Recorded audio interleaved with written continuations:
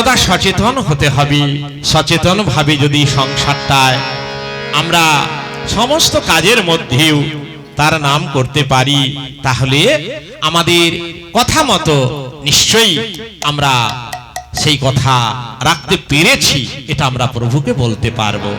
এই কলিযুগে আরো সুন্দর ব্যবস্থা যা মহাপ্রভু নির্ণয় করে গেলেন, কারণ কর্মময় কর্মব্যস্ততায় মানুষকে থাকতে হয়, সর্বদা কর্ম করে জীবিকা নির্বাহ করতে হয়।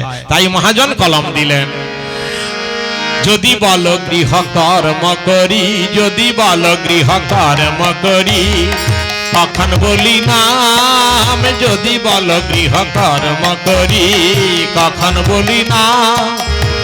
হাতে করো কর্ম তুমি, মুখে বলো নাম। হাতে করো কর্ম তুমি। আমি তো হাতে কাজ করছি, মাঠে ঘাটে কাজ করি, কলকারখানায় কাজ করি, অফিসে কাজ করি, হাতে করছি, মুখটা তো ফাঁকা আছে। হ্যাঁ, তাই হাতে করো কাম, মুখে বলো নাম।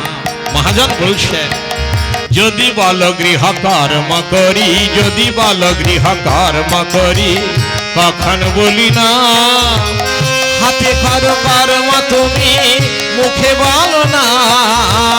হাতে করো কর্ম তুমি, মুখে বলো না, মুখে বলো না। সকল জ্বালা দূরে যাবে কৃপাময় নামের গুণে, সকল জ্বালা দূরে যাবে।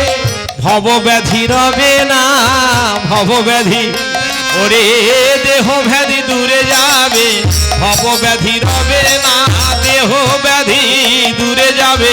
ভব ব্যাধি রবে না, কৃপাময় নামের গুণে ভব ব্যাধি দূরে যাবে। দেহ ব্যাধি রবে না।